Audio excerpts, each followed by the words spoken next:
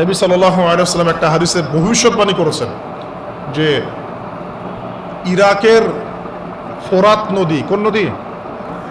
Euphrates বলে।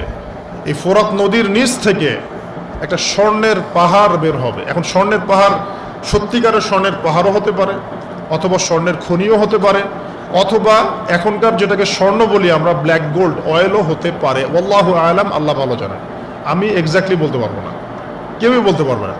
নবী সাল্লাল্লাহু আলাইহি ওয়াসাল্লাম বলছেন এটাকে কেন্দ্র করে এমন যুদ্ধ হবে বিশ্বে যেখানে প্রত্যেক 100 জন কম্ব্যাটন বা যোদ্ধার মধ্যে 99 জন মানুষ মারা যাবে। এটা কি হয়েছে এমন কোন যুদ্ধ পৃথিবীতে?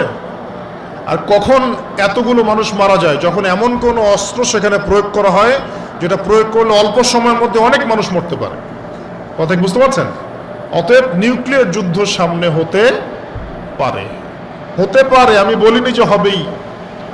আমাদের ধারণা, এবং যারা মিলিটারি অ্যাফেয়ার্স নিয়ে ঘাটাঘাটি করেন তারা প্রত্যেকেই বলেন যে নিউক্লিয়ার যুদ্ধ সামনে হতেই পারে। হইলে আপনি কি করবেন? সামান্য ইউক্রেন রাশিয়ার যুদ্ধে পুরো বিশ্ব থেমে যায়।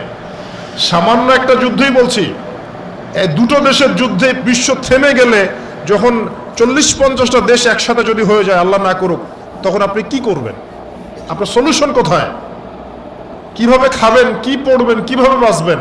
ওষুধপত্রের কাঁচামাল আসবে কিনা, আমদানি আসবে কিনা, রপ্তানি হবে কিনা, জিডিপির অবস্থা তখন কি হবে, ফসল ফলবে কিনা, সূর্যের আলো পৃথিবীতে আসবে কিনা, বিশুদ্ধ পানি পাবো কিনা, আমাকে তো ভাবতে হবে।